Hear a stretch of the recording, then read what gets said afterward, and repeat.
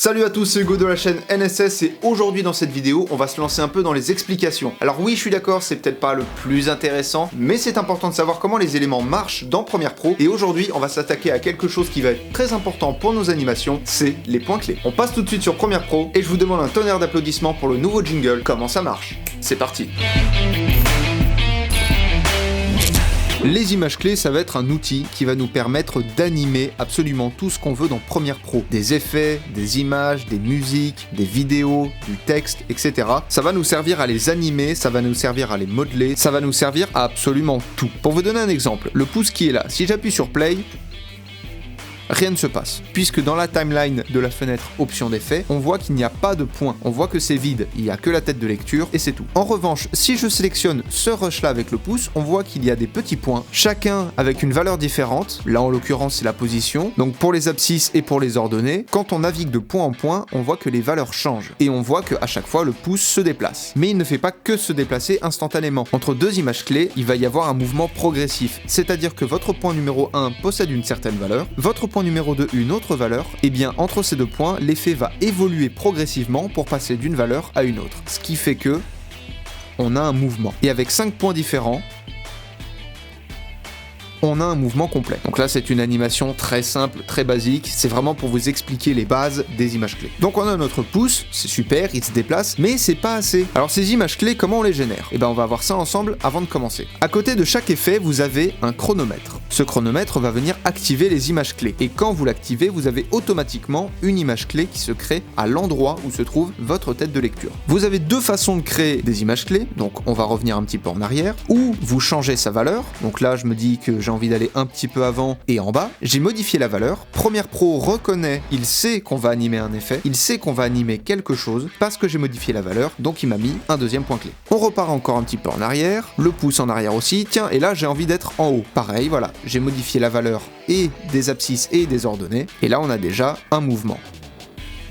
Super, on se met un peu plus loin, on le bouge un peu, voilà. Mais de cette image clé à cette image clé, vous voulez pas que votre pouce bouge directement, vous aimeriez qu'il parte à peu près ici. Sauf que si je lance, le mouvement progressif commence dès le départ du premier point clé. Donc on va venir créer un deuxième point clé avec la même valeur que le premier. En l'occurrence, on veut que du premier point clé au point clé que l'on va créer, qu'il n'y ait aucun mouvement qui se passe. Donc vous supprimez le dernier point clé que vous avez créé, et on va venir créer donc un point clé de même valeur, en appuyant sur le rond. Les flèches à gauche et à droite de ce rond servent à naviguer entre les points clés. On se met un petit peu après, on remet la position où on voulait à peu près, et là vous allez voir que de ce point clé là à ce point clé là, le pouce ne bougera pas, mais dès ce point clé là, il va commencer à évoluer vers celui-ci.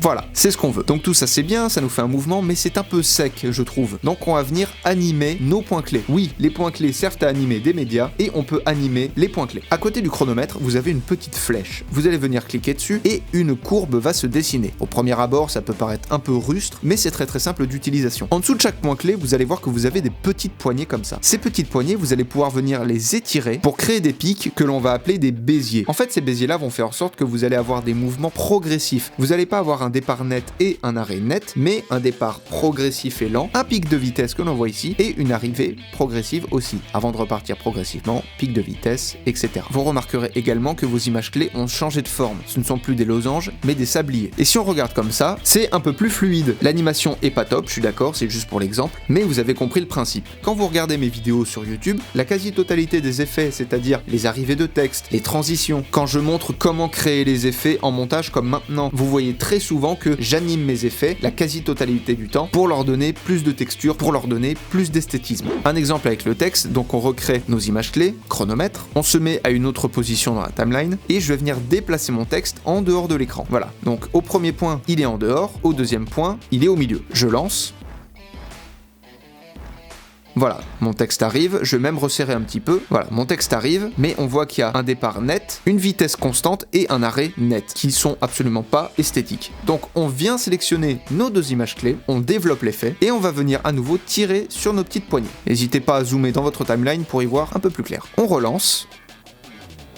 et c'est déjà beaucoup mieux. On va écarter un petit peu les points pour mieux se rendre compte du truc. On voit départ progressif, pic de vitesse et arrivée progressive. Voilà en gros à quoi vont nous servir les images clés. Les images clés vont nous servir à animer nos médias, donc images, texte, musique, vidéo, etc. Et on va pouvoir venir animer ces images clés pour leur donner plus de texture, pour leur donner plus de vie, et pas juste faire quelque chose de net, comme je vous ai dit, un départ net, une vitesse constante et un arrêt net. En sélectionnant vos images clés, vous faites clic droit, interpolation temporelle, vous allez avoir plusieurs modes. Linéaire, c'est celui de base, donc départ net, vitesse constante, arrêt net. Bézier, c'est celui que l'on a, et vous avez plein d'autres modes que j'expliquerai pas ici parce que c'est un petit peu compliqué, mais je vous invite à essayer de votre côté. C'est toujours très intéressant de comprendre comment ça marche. Du coup, bien évidemment, je vous invite à faire des tests. Je ne pourrai pas vous expliquer dans une seule et même vidéo toutes les possibilités, toutes les choses possibles à faire avec des images clés. De toute façon, sur la chaîne, quand je crée mes effets, j'aurai très souvent l'occasion de parler des images clés, donc ça vous permettra, si vous regardez ces vidéos-là en plus, d'en apprendre encore. Cette vidéo-là était juste une petite vidéo pour faire une introduction, une présentation de comment marchent les images clés et ce pourquoi on peut s'en servir. Bien évidemment, dans cette vidéo, je vous ai donné de la théorie, mais comme pour tout dans la vie, c'est en pratiquant qu'on va se perfectionner. J'ai pas acquis toutes les connaissances que j'ai sur Premiere Pro en une semaine. C'est plus d'1 an de travail, c'est plus d'1 an et demi de travail même. Mais il faut pas abandonner, c'est en progressant que les résultats vont arriver. Vous inquiétez pas. Sur ce, utilisez, apprenez et progressez justement dans vos montages. Je vous fais des bisous et à plus.